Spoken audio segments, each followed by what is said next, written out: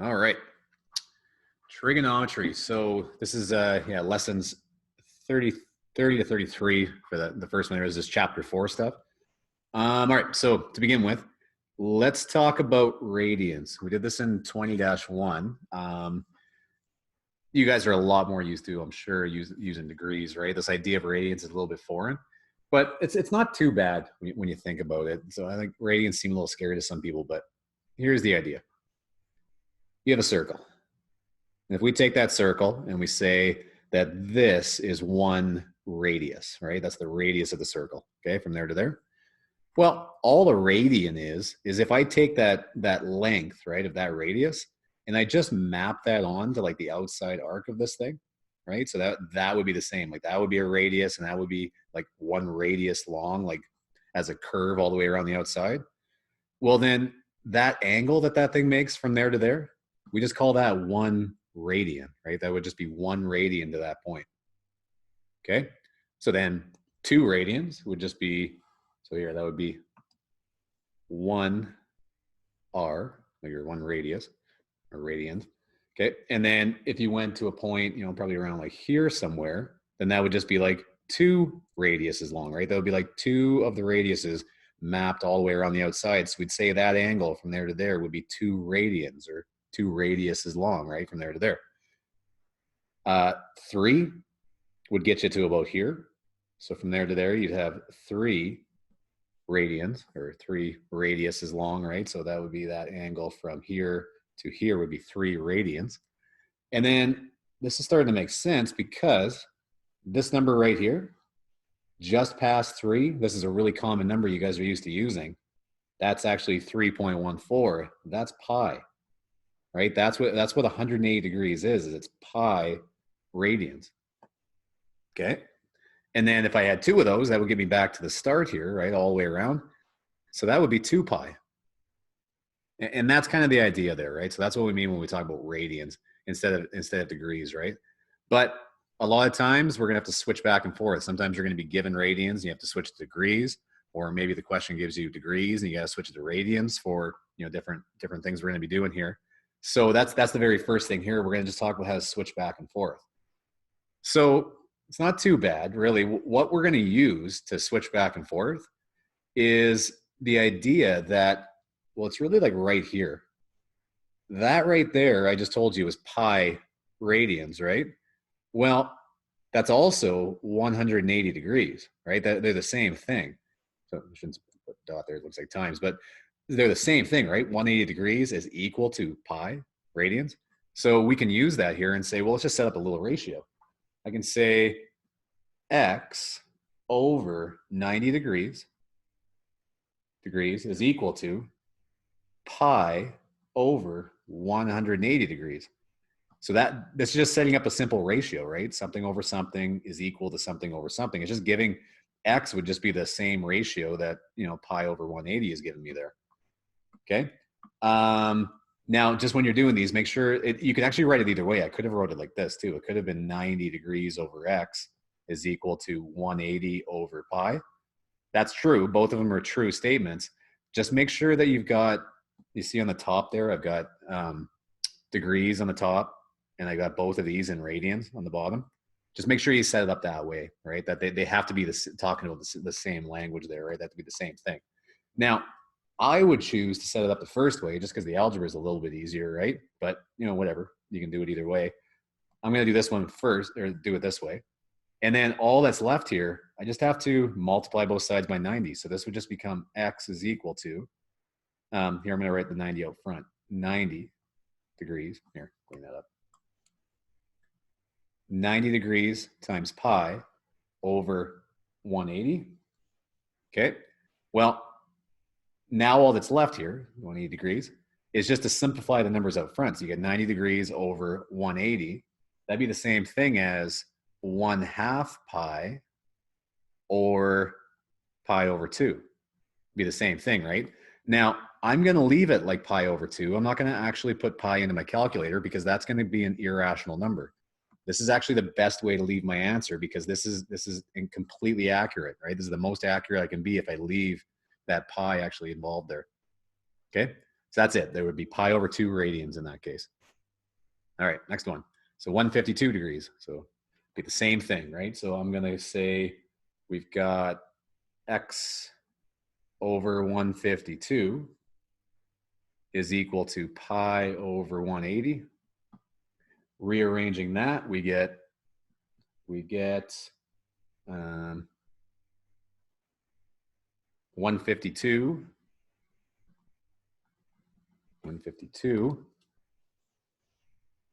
pi over 180. And then just simplifying those fractions, we get x is equal to, and that simplifies out to 38 pi over 45. That's all we can do. We just leave it like that, right? All right. Now, same thing, but we're going to go the other way. So we've been actually given something in radians, and we want to change it to degrees. So same thing. If you ever have a hard time getting going on these, just write down the ratio. Like we know we can do this, right? We can say 180 over pi, right? Like I know that's going to be part of it. Maybe I'll switch those around just so it's easier, but that's going to be the case whenever we do this. So 180 over pi is equal to x over, and then it was radians on the bottom, so I'm going to put radians on the bottom here. So now we got pi over 4, right? So that's a little bit funny now because I've got, dividing by a fraction. That's not that, we've done a ton of that though. You guys should be starting to be okay with this now. That would be the same thing as writing this out like this, right? Where you got 180 over pi is equal to, and then when you divide by a fraction, that's the same thing as multiplying by the reciprocal, right? So that would be the same thing as 4x over pi. Write that out if you need to, right? That'd be the same thing as x times 4 over pi, right? So you get the same thing out there. Now it's not so bad. Now I'm solving for x here, right? So I can multiply both sides by pi. So we'll bring pi up to the top there. So I get pi times 180 over pi is equal to 4x.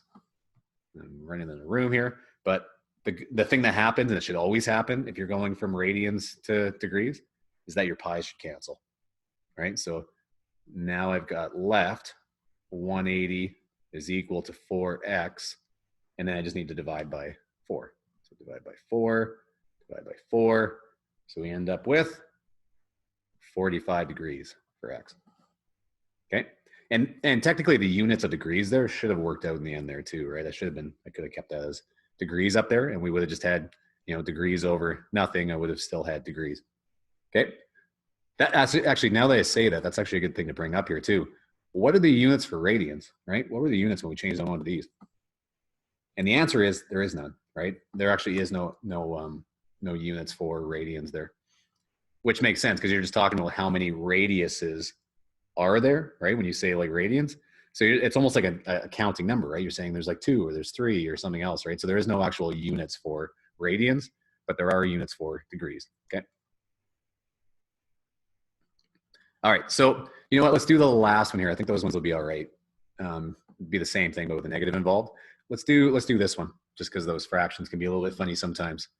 So let's say, we'll do the same as the last one, right? We have 180 over pi is equal to x over, and then this expression. So negative 25 pi over 6. So again, we're just dividing by a fraction, right? So that's the same as multiplying by the reciprocal. So I'll write it all out again. We got 180 over pi is equal to, you guys see that kind of pattern here too? Like you can write it out again, but this 6 just flips up to the top, right? When you're dividing by a fraction like that. So that'd be the same thing as 6x over negative 25 pi. I'm just gonna put the negative out front there. So negative 25 pi. Okay. And then just solve for x here, right? So we're gonna have, well, you know what I'm gonna do right now? I'm gonna cancel these pi's because they're gonna if I brought them up, they'd cancel, but they're both on the bottom, so I can see they're gonna cancel. So now I've just got 25 times 180 divided by negative 6 is equal to x, just doing the algebra there, right? And what would that be? So we end up with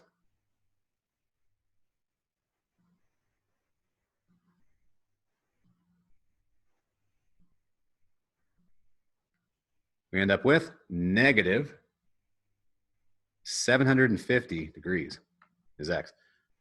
Now, it's a good time to bring this up too. What does a negative angle even mean? Remember, a negative angle means you're just going the other way. Whenever you get a negative angle in trigonometry, it means you're starting there and you're actually going the other way around the circle now, right? All right, so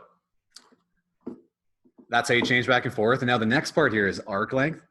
It's a simple little equation, and it's always on diplomas, and it's pretty straightforward. Like as long as you kind of get the general idea here. So here's what it is. So on your formula sheet, it's actually written out like this. You've got angle. So the angle, that's theta.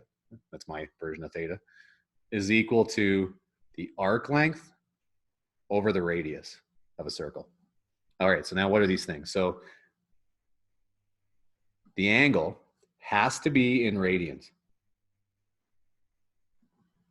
However you got to remember that, you need to remember that, because you'll get a question and they'll give you the angle in degrees. And you'll be like, oh, perfect. That's a simple little equation. Just throw the angle in degrees in, solve for the arc length or the radius or whatever. It's going to give you the wrong answer. This is only true when it's in radians. So put a little star by that, whatever you got to do. Now, the A is your arc length. So here's what I mean by all of this. So if you got a circle, actually here, I can do better than that. No, I can't. Try to be fancy. All right, so we got a circle.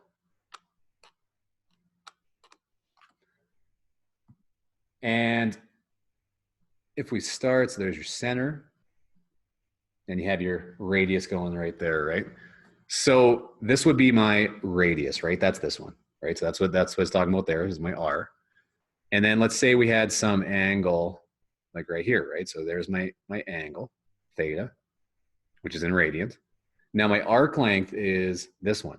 Like this is my arc length from there to there. So that's A going around. That's just like the distance around the outside of the circle for your arc there, right?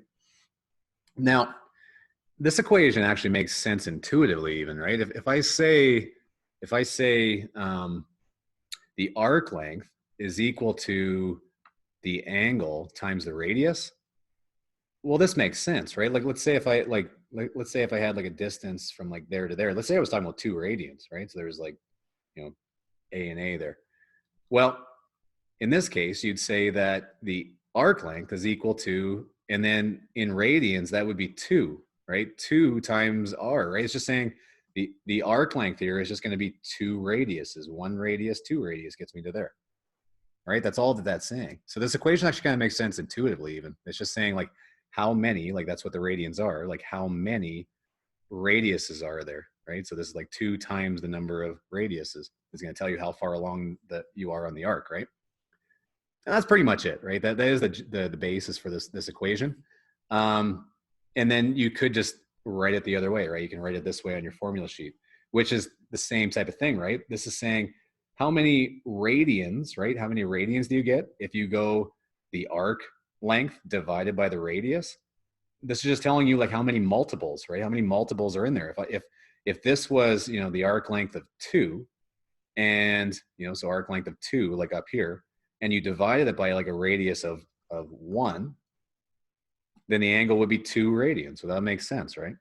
All right, I probably spent too long on here, but it's always like a deceivingly little confusing thing. So, all right, so let's do some examples here. So we've got, it says determine the length of an arc of a circle with where the radius is 15 centimeters and the central angle is 5.5 radians. All right, so using our formula, I'm going to write it out this way. A is equal to R times theta. And then really they've just actually given us everything we need. It says we want the arc length, so we want A. The radius there was 15. And this is already in radians, so it's just going to be 5.5. So the arc length is 82.5 centimeters. And then, yeah, your units here for the radius, if they were centimeters, then the arc length would also be centimeters, right? Which only makes sense. All right, number 2. Given that the arc length is 19 millimeters for a radius of 23 millimeters, what is the measure of the central angle to the nearest tenth of a degree? Okay, well, I'm going to write it the other way. The angle in radians is equal to the arc length over the radius, right? And this, yeah, so just dividing, that makes sense again, right? Just dividing those two would tell you like what multiple it is, or like what the rate, how many radiuses actually go into that arc length. Okay, so theta is equal to 19 millimeters over 23 millimeters. So we end up with the angle is equal to, it was weird. Angle is equal to 0.826, right? So not quite a full radius in that arc, right? And just notice too what happens here. I already said that there's no angles for radians, but this makes sense, right? You've got millimeters over millimeters, they cancel, and I end up with something without units, right? So it's that many radians, and you leave your answer just like that. You don't have to write. Sometimes you can write radians or something just to, be clear what you're talking about, but technically there's no units on radians. All right, that's it.